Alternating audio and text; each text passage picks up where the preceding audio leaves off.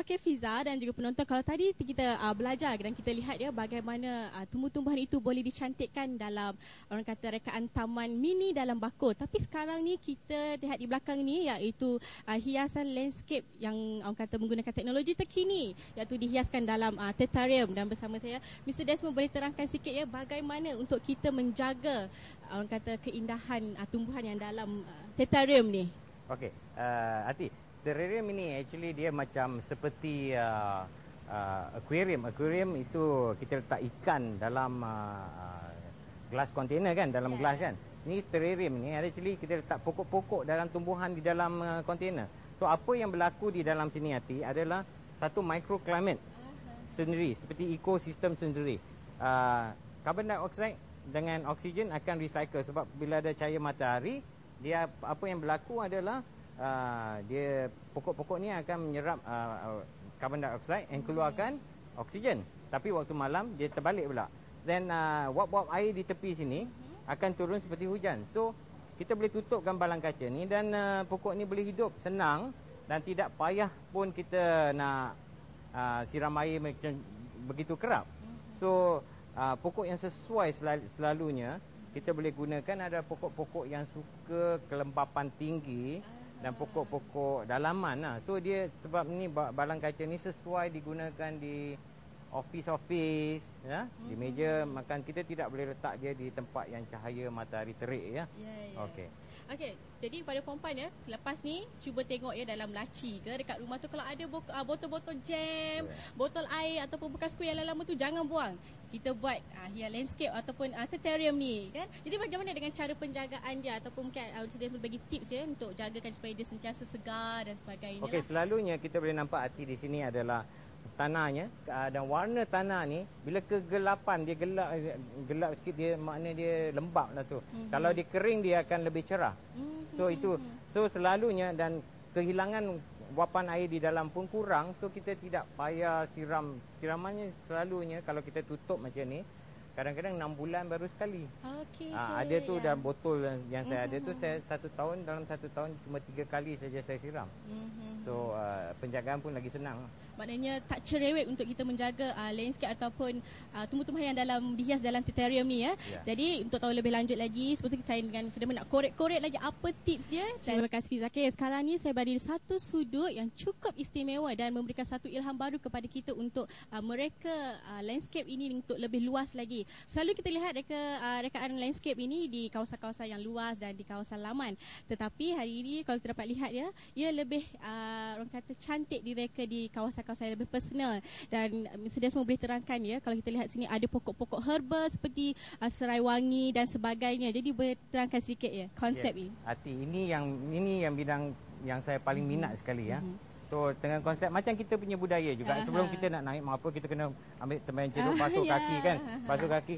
Dan ni tempat ni yang idea dia adalah macam spa ataupun tempat mandi yang kita gunakan kenikmatan daripada alam semula jadi luaran untuk melebihkan lagi. Kalau selalunya kita tengok bathtub, jacuzzi ni semua kita duduk di dalam satu tandas dan ada tiles dan ceiling. Tapi yang bayangkan di sini, Ati tengok, kalau kita masuk, kita duduk di dalam santainya. Santai. Kan? Baru balik kerja penat kena jam dan kita duduk. Dan bayangkan ni air lah ya. Dan bulan pula mengambang di atas. Dan saya ada minuman natural saya ni. Itulah dia, minuman herba. Ya. Jadi mesti Ati saya ambil cuba dulu. Ya. Dan kita duduk macam ni. So ini akan bayangkan macam mana lebih senangnya lagi atau kenikmatan yang diberikan daripada alam semula jadi yang kita boleh buat dan kita boleh dapat kalau kita ada satu tali relationship dengan Mother Nature. Okey. Jadi Mr. Desmond, saya tertarik satu sudut ya, kalau kita boleh pergi ke sana Mr. Desmond. Ati tak nak masuk sini dulu. Saya lihat di sini Mr. Desmond juga menerapkan tumbuh-tumbuhan herba ya. Jadi mungkin Mr. Desmond boleh terangkan ya bagaimana untuk kita menjaga tumbuh-tumbuhan herba ataupun berkait rapatnya tumbuh-tumbuhan herba ni dengan kehidupan kita seharian. Ya, seperti macam spa juga Ati. Kita pun gunakan banyak ni tumbuhan-tumbuhan herba di bila kita merawat badan atau kulit kita. So yang ini macam daun kaduk. Ya. Daun kaduk. Daun pandan. Ya, daun pandan. Dan yang ini pokok serai. Dia serai wangi ya. So situasi ini akan memberikan lagi perasaan macam kita di kampung kan. Yang kelilingi dengan hijau kehijauan ni. So bila kita duduk di tempat macam ni, kita akan rasa lebih segar dan nyaman lah. Jadi di samping itu saya rasa ada guna ni juga ya, pokok-pokok herba ni ya, bukan boleh ditanam sebab kata suka-suka. Kita juga boleh menggunakannya untuk orang kata apa? Kegiatan harian, kegunaan untuk harian ya. Macam ni Ati. Ni daun serai wangi ni. Sayang penonton tidak dapat bau. Tapi baunya kadang-kadang kita bila kepala pening dah stres sedikit, kita angkat, kita hidup, inilah akan memberikan satu relaxation ataupun terapi. Terapi. Kadang-kadang. Jadi mungkin masih dah menceritakan sikit ya. Kalau kita lihat di sini rekaan pokok-pokok herba yang direka dalam bentuk taman sebegini, penjagaannya bagaimana ya? Penjagaan dia senang saja. Kalau kita pandai masukkan seperti macam daun pandan tu, dia suka lebih banyak air.